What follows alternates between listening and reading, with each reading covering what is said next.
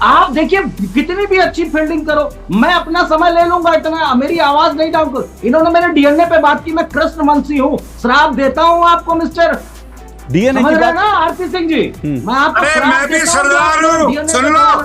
अरे मेरे धर्म, अरे सुनिए ना कि आप मेरे हम सरदार हैं जो बोल रहे, समझ गए, समझे ना, ढंग से बात किया। हुल्लड़ डिबेट में आपका स्वागत है। कर्नाटक उच्च न्यायालय ने मंगलवार को एक महत्वपूर्ण फैसले में मस्जिद के अंदर जय श्री राम के नारे लगाने के आरोपी 2 व्यक्तियों के खिलाफ दर्ज आपराधिक मामले को खारिज कर दिया। न्यायमूर्ति एस नागप्रसन्ना की अध्यक्षता वाली एकल पीठ ने आरोपियों के पक्ष में फैसला सुनाते हुए कहा कि इन नारों के मात्र उच्चारण से धार्मिक भावनाओं को ठेस नहीं पहुंचती है और न ही भारतीय दंड संहिता आईपीसी की धारा 295A के तहत आरोप लगाए जाने चाहिए। इन्हीं मुद्दों पर सपा प्रवक्ता मनोज यादव ने गोदी एंकर की जमकर क्लास लगा दी।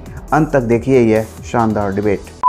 आइए देखते जाएगा। मनोज यादव जी, एक बात जो अच्छा वार आरपी सिंह जी ने मुद्दा उठाया, ये बात ठीक है। अभी पिछले हफ्ते की खबर है, जो लोग दंगे कर रहे थे एआईएमएम के, और एआईएम को तो बीजेपी की बी टीम बोला जाता है, उनको छोड़ दिया, उनको माफ कर दिया, और उसके बाद जो जय श्री राम बोलेगा उसके ऊपर मुकदमे ठोके जाएंगे। तो क्या इससे लगता नहीं कि सरकार की मंशा जो है वो ठीक नहीं है? निश्चय ही, अगर आपको लगता है अशोक जी की सरकार की मंशा नहीं ठीक है और कोर्ट को लगता है, तो निश्चित तौर पे सरकार को भी कटघरे में खड़े करने का अवसर आपको देखने को मिलेगा और बहुत जल्द मिलेगा। चूंकि अन्याय होगा तो सुप्रीम कोर्ट और हाई कोर्ट निश्चित तौर पे न्याय जरूर देंगे। लेकिन मेरी बात अधूरी रह गई थी और मैं आपसे गुजारिश करना चाहता हूँ। राहुल लाल जी बहुत देर से बोलना चाह रहे हैं, मैं ये चाहूंगा कि आप उनको जरूर बोलने दीजिएगा। और सम्मानित व्यक्ति हैं, लगातार मेरे कई सालों से मैं उनके साथ डिबेट कर रहा हूं। इतना क्रिटिसाइज अशोक जी मत करिएगा किसी व्यक्ति को। खैर, मैं तो अपना हिस्सा ले लेता हूं। सर, वो सबके बीच में बोल रहे हैं, मैंने उनको बहुत समय दिया शुरू में। बीच में मत टोकिए। नहीं, मैं तो आपका समय दे देता हूं, आप कहें तो मुझे दिक्कत नहीं है। मैं आपका समय दे देता हूं। राहुल लाल जी बोलिए। मनोज यादव जी ने अपना समय दिया आपको, उनको भी क्या लेने दीजिएगा। मैं कह रहा हूं, तो अब आप सोचिए ना, आप भी हैं, किशोर तिवारी जी भी हैं। आप देखिए कितनी भी अच्छी फील्डिंग करो, मैं अपना समय ले लूंगा, इतना मेरी आवाज नहीं डाउन करो। इन्होंने मेरे डीएनए पे बात की, मैं कृष्णवंशी हूँ, श्राप देता हूँ आपको मिस्टर डीएनए की बात ना आरपी सिंह जी। मैं आपको अरे मैं भी सरदार हूँ, सुन लो। अरे मेरे धर्म, अरे सुनिए ना कि आप मेरे हम सरदार हैं जो बोल रहे, समझ गए, समझे ना, ढंग से बात किया करिए। धर्म नहीं बचा। राम भक्तों पे गोली चलवाने वाले यार टीवी में बैठ के भी धमका रहे हैं। ये राम भक्तों पे गोली चलाने वाले कह रहे हैं कि मेरा डीएनए ये है। अरे ये बताइए ना, आपकी आंख का पानी कहाँ मर गया था जब आपने राम भक्तों पे गोली चलवाई थी? सुनिए, किसी पर निजी टिप्पणी नहीं। एक मिनट रुकिए। सबकी आवाज डाउन कर दीजिए, सबकी आवाज डाउन कर दीजिए। देखिए, सबकी आवाज डाउन कर दीजिए। किसी पर निजी टिप्पणी कोई नहीं करे, मेरा निवेदन है। कोई निजी टिप्पणी नहीं, हम लोग एक बहस कर रहे हैं, एक विषय पे बात कर रहे हैं, कोई किसी पर निजी टिप्पणी ना करे।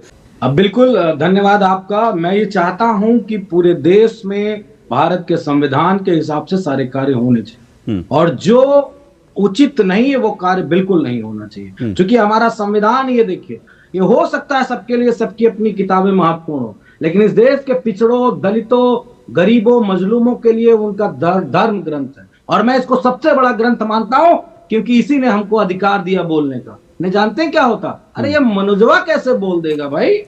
ये इस देश की रीतियां थी, मैंने नहीं बनाई थी, मेरे पूर्वजों ने नहीं बनाई थी। जिन्होंने बनाई थी उनकी मानसिकता गंदी थी अशोक जी। ये कैसे दलित कैसे हमारे बीच में पढ़ लेगा? ये इस देश की मानसिकता थी। इसीलिए इस देश में जो कुछ हो संविधान के दायरे में हो। बिल्कुल ठीक है, बिल्कुल ठीक है। इसीलिए मैंने इसीलिए मैंने आज की डिबेट रखी, क्योंकि जय श्री राम बोलना देश में संविधान के दायरे में आता है। उसको लेकर किसी के ऊपर अपराध, किसी के ऊपर केस ठोक देना ये सही नहीं है। इसीलिए मैंने आज की वो रखी कि जय श्री राम बोलना भैया संवैधानिक अधिकार है, आप बोलिए। 30 सेकंड जल्दी से। धन्यवाद। देखिए, अभी एक पुस्तक लहरा रहे थे और कह रहे थे दलितों को जो है अधिकार जो है वो कैसे मिल गया, इसी के कारण। अरे भैया, अपना इतिहास खंगालोगे? एक दलित बेटी के संग क्या किया आप लोगों ने, आपको याद है? आपने क्या क्या अपमानित किया दलितों को, किस प्रकार से अपमानित किया? चलिए, मेरा आज का विषय नहीं है, ये मेरा आज का विषय नहीं है। आज का विषय नहीं है, इस पर मैं किसी और दिन बात कर लूंगा। 1 मिनट सूर्य मैथिली, ये मेरा आज का विषय नहीं है। उमर अब्दुल्ला जी ने शपथ ली तो स्टेट के संविधान की जगह उन्होंने देश के संविधान की बात की। निश्चित तौर पे वो बदलाव है और बदलाव के कारण उन्होंने ऐसा किया है, उसमें कोई अचरज वाली बात नहीं। लेकिन दूसरी तरफ अगर हम दूसरी बात करें कि कोई अगर मस्जिद में जाके नारा लगाता है राम मंदिर का, मस्जिद तो वो में नहीं अपराध गए। नहीं। निश्चित तौर पे कहीं कुछ भी किसी भी स्थल पे जाके किसी भी धर्म के मानने वाले भगवान, अल्लाह, गॉड, वाहे गुरु, सब का नारा लगाया जा सकता है, क्योंकि वो तो पवित्रता का प्रतीक है। कोई आप पवित्रता का प्रतीक थोड़ी नहीं। लेकिन मैं आईना दिखाना आईना ये दिखाना चाहता हूं कि फिर कोई अगर जुम्मे की नमाज के लिए 15 मिनट के लिए, 20 मिनट के लिए किसी पार्क में अगर अपने अल्लाह की इबादत के लिए पढ़ ले, तो संघियों के पेट में मरोड़ क्यों होता है? फिर उसकी कोई टेबलेट नहीं है, फिर वो टेबलेट तो नफरत है, फिर वो लड़ाई लड़ेंगे उनकी पुलिस से जूतों की नोक पे। जो अपने अल्लाह की इबादत कर रहा होगा 15 मिनट के लिए, तब तो उसको जूतों से कुचला जाएगा। फिर सुप्रीम कोर्ट, हाई कोर्ट कहां चले जाते हैं? मेरा सीधा सवाल, कहां चले जाते हैं भाई? क्यों नहीं बोलते हैं कि किसी को अपने अल्लाह को याद करने के लिए 20 मिनट दे दो ना, क्या हो जाएगा? तब लोग कहते हैं पूरा देश बिलबिला के आ जाता है। संघी मानसिकता के लोग, साहब सड़कें जाम हो गई, मैं आईएएस बनने से रह गया। साहब सड़क जाम होने से मैं दिल्ली पुलिस कमिश्नर बनने से रह गया। क्यों?